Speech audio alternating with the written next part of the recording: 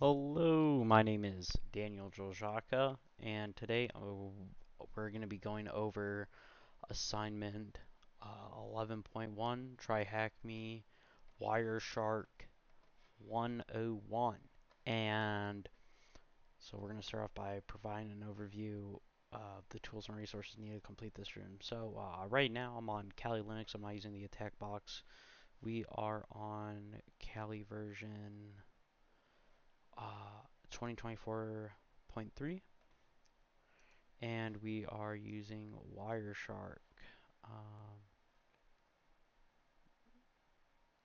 we're using, let's see here.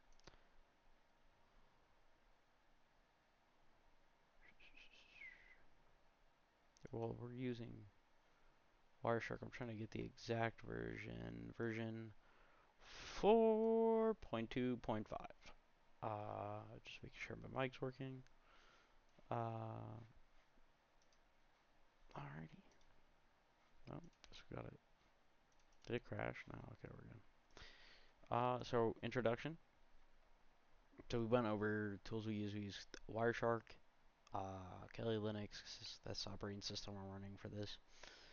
Um, yeah. All right. So now we're gonna provide an overview of the tools.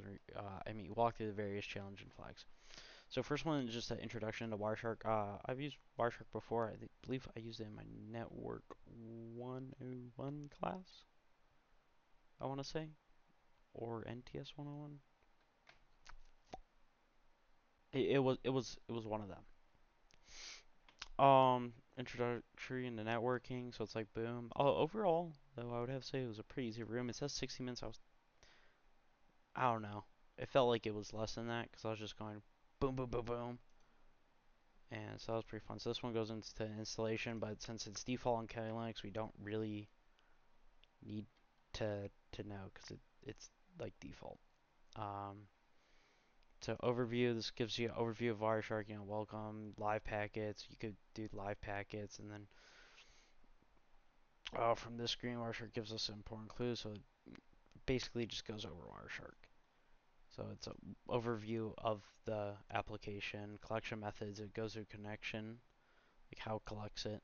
So you have like network taps, MAC floods, uh, ARP poisoning. ARP poisoning is another way, a technique used by red teams to actively sniff packets by ARP poisoning. So we were going over collection methods, no answer needed here, just wants you to read. Uh, the reading quite fairly gets to the point. Um, and so here we have filtering. So this just goes over how to filter. Wireshark has a, and or equals, not equal, greater, uh, less than. And then you have basic filtering, IP add. We use that one for one of the ones to find. They give us like the MAC address, and we have to go find the IP address for one of them. So that's the MAC add, IP adder, pack packet uh, dissection. So it goes over the OSI model, physical, data link, network, transport session, presentation, and application goes over that. So, that's really cool if you don't know how to use Packet Tracer, but so this one goes into ARP. So you do have to download them. Oh, I forgot what this one's called. Oh dear. It's like NB6 startup. So you would go here, like for example, file, open file, NB6, because that's what it should download as. You could like display filters. So once you go, oh, what was the opaque, the op code? I don't know why I was thinking like opal. Um, like oh, so pack 6 wants um Wait, was it pack 6 or pack 1? Oh dear. Oh, it was pack 6. So you would go here. Well, this is packet 6. And we want opal, or no, it was it type. Opcode. Request type 1.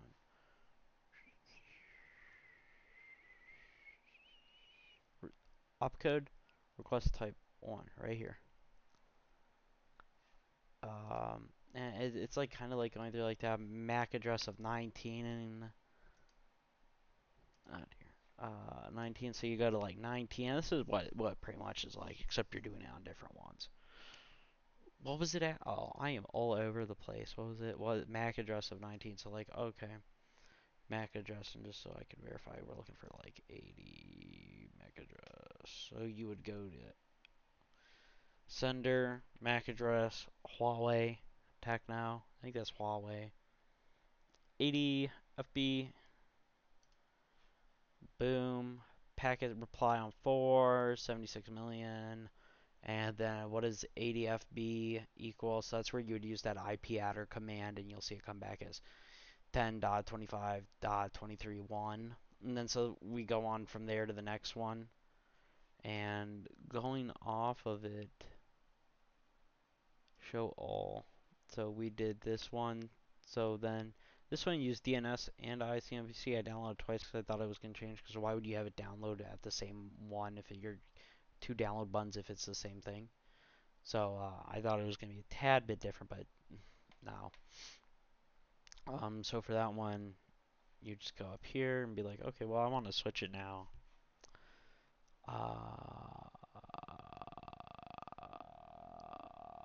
DNS ICMP.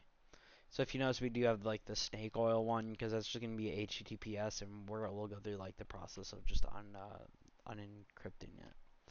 So DNS IMCP one. Let's see what the question was again. Why did it go to library? Okay, well we'll bring up library again too, just so I could get rid of it. So we need it. So like boom, packet 4 type. We just go over to 4. Make sure it's on 4, and then right here on our internet control message, see type 8. Essentially, you're doing the same thing for packet 5, which can be type 0, and then you get timestamp. So no Wireshark based time on your device's time zone. If you answer it wrong, try 1 day more, 1 day less. So timestamp for packet 12. Now what's great about Arizona is that we don't change our times. At least where I live, when it's like 6 o'clock, it's like pitch black out. Thankfully, I just got this Carhartt hoodie. Has 3M insulation, so it's really nice and warm. But anyways, back on topic. Packet 12. So we're just gonna go Wireshark packet 12. What was that? The date and time, which is gonna be timestamp. No response seen. When you see that, right underneath, you're gonna see timestamp from ICMP data. May 30th, 2013. So like over a decade ago, like 11 years ago. So that's pretty cool. And it's like holy moly, time flies so much faster. Like I'm just looking back at it, and I think like yeah, I think we all have that time. You know what I mean? Where it's just like you look back and you're like, where you go? Like I graduate before GTA 6 comes out. I graduated not only high school but college before GTA 6 came out. A little bit off topic. Anyways, we want the full string pack for 18. And I'm going over just going over it. I'm having fun with it. So data, click it. You got internet control message all the way down here. You're gonna see data 48 bits. This is the data here. You could go copy it. Um, boom. And so this one really doesn't really go over anything, if I remember correctly. It just wants you to read it. Goes over like how to look at like a transmission protocol. Some pretty cool stuff, I guess. DNS. Didn't this one say DNS too? Or did it?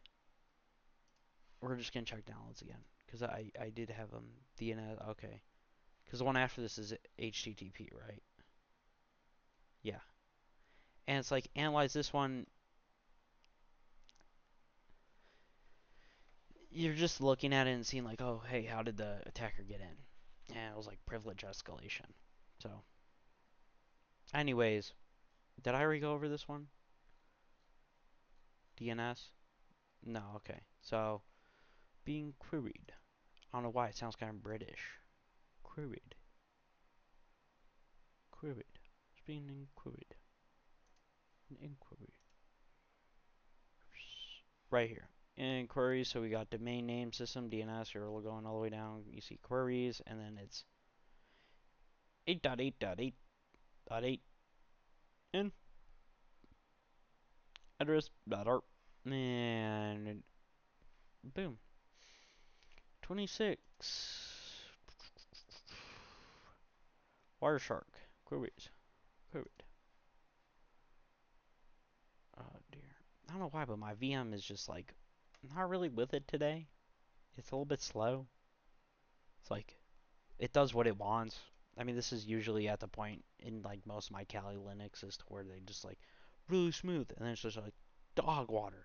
I also have like 8 tabs open on my main operating system. That's probably it. But HTTP. This one was a tad bit tricky. I will add. Um, this one made us download the HTTP one. So I'll show you definitely how to get through this because I feel like it's like highlighting parts that were particularly challenging, right? It's because how you're able to solve them. I'm pretty much discussing how it's pretty much like the same process. I think I think this one and then how to uncrypt it are the two I'll show because those are like really hard to do. But it's essentially like looking at this packet. Oh, this packet. You compare this packet. Oh wait, my hands are over here. Compare this packet with this packet. Boom, boom. Look at this. What's this one say? What's that one say? It's like that. So I'll open HTTP. We're gonna click open again. And look at all this fun stuff. Anyways, so domain name. So yeah, this one talks about what the endpoint ends in. That one was just like the bottom IP. But anyways, Mozilla Eternal. But let's get to the point where you go to statistics, protocol hierarchy, and we're double checking domain name system. So we're looking for the DNS and domain name to 4.7 is the percent. These ones are quite fairly easy. It's the same thing, same process that we've been going at for the rest of them that we just did. So for the sake of time, because I don't want to like draw it out, you know what I mean? Like it's like, oh, say you're gonna watch, and it's like the same thing like 8 times. I would feel pretty bored too. Um, so this one's to decrypt it. So I'll show you how to do that, and it's pretty much once you decrypt it, it's like the exact same process. So we'll go here and we'll exit out of this one. See how like I'm waiting. Once I graduate, I'm buying like a bomb rig. Like I mean, this stuff's gonna look crazy.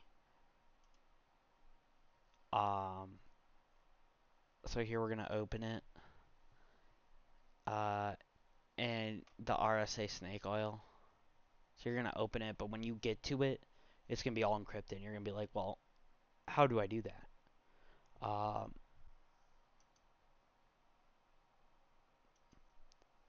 oh dear, I might have to bring it up again because I forgot. Okay, so see, it's all gonna be encrypted here. Oh yeah, okay, so here it tells you where to go. Edit preferences, TLS plus. So we're gonna go to edit,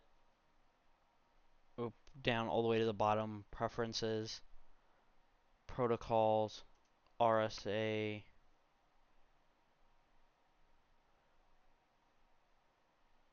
Wait, protocols, TLS.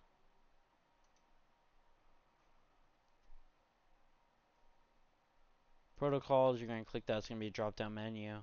And for me, because I can't really do the ABCs off the back of my head. I sometimes I mess up, sometimes I don't mess up, sometimes it's just like a flowing river of I don't even know.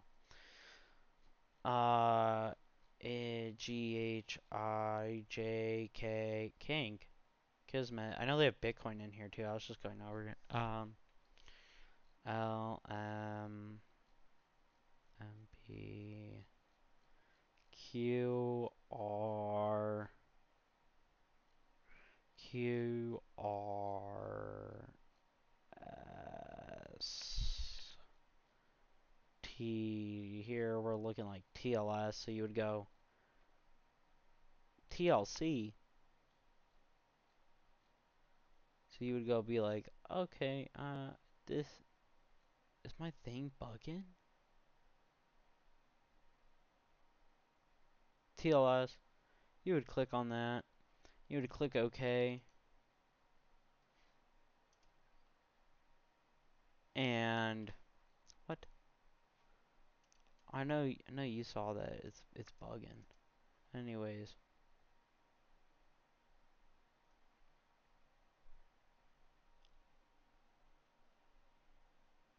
uh,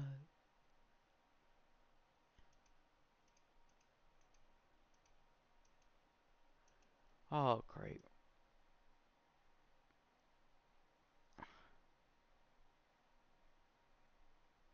So you would go what?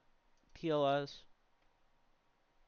You would hit OK, and then it would bring up another thing essentially, a menu, and it would go here. I could actually just since my whole thing's assigned to bug, I could just show you. So like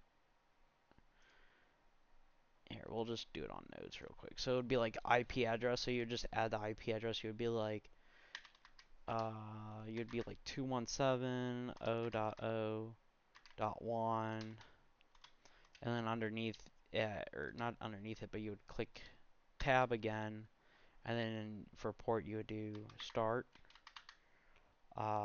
underscore TLS, and then for protocol you're gonna do HTTP. And then it would want like the key file location. So then you click that, and it has like a little here. My hands are here. A little like browse icon, and you would go to where you downloaded it. You see how it's right here, but it's encrypted. So you have to, or it's a zip. So you have to unzip it, and then it would be in your downloads, and you have to extract it. And it's this key that you would click on, and then you hit OK, and then you go, and it's like all unencrypted. And then essentially it's just like the stuff we've been doing before, where it's just go to packet 50, look at packet 50. The only reason I'm rating this a 10 out of 10 so far is because it's like, hey, I really felt hands on, and I love when it does this. And this one, it just wants you to download and look at it. So you would go in, go here, file. Let's see here. We're looking at open, zero logon. You're looking through it, TLDR. They did a zero login. You could go through the exploit of how they did it, and it's just when an attacker uses the net logon remote protocol, and then they went from there to privilege escalation. You're just looking through it, and they want you to guess it, read it, piece together evidence yourself by going over it.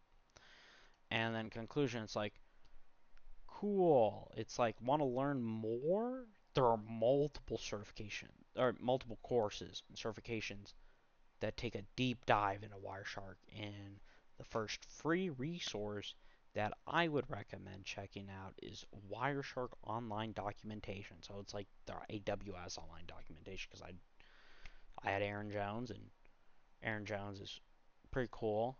He loves AWS.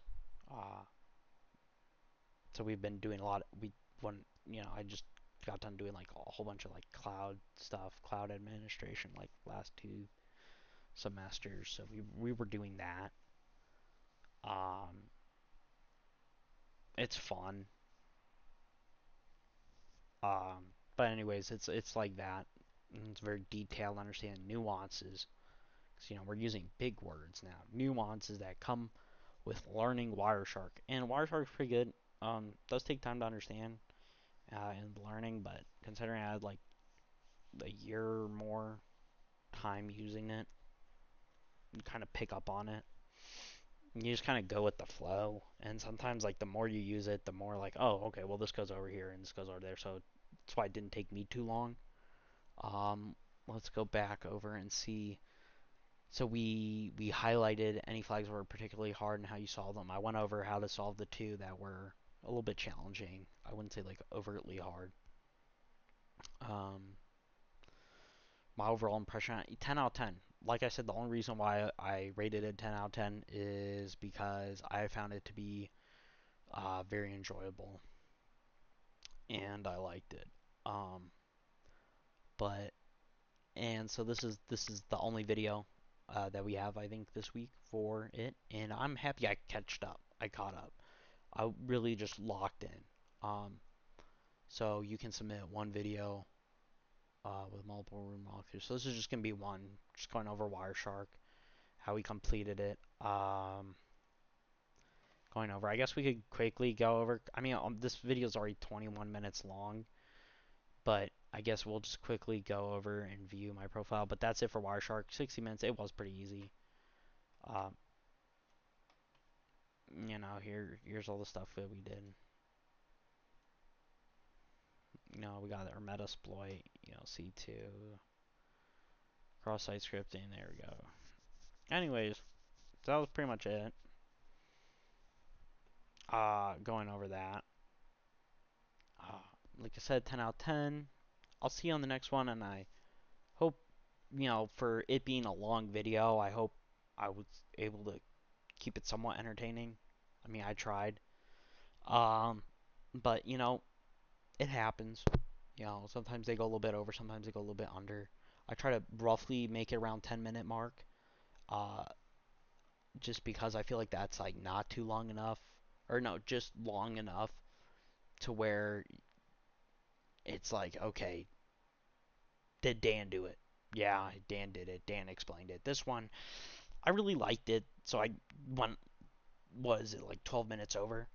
But, anyways, I'll see you on the next one, and I hope you're having a great day, and I'll see you on the next one. Peace.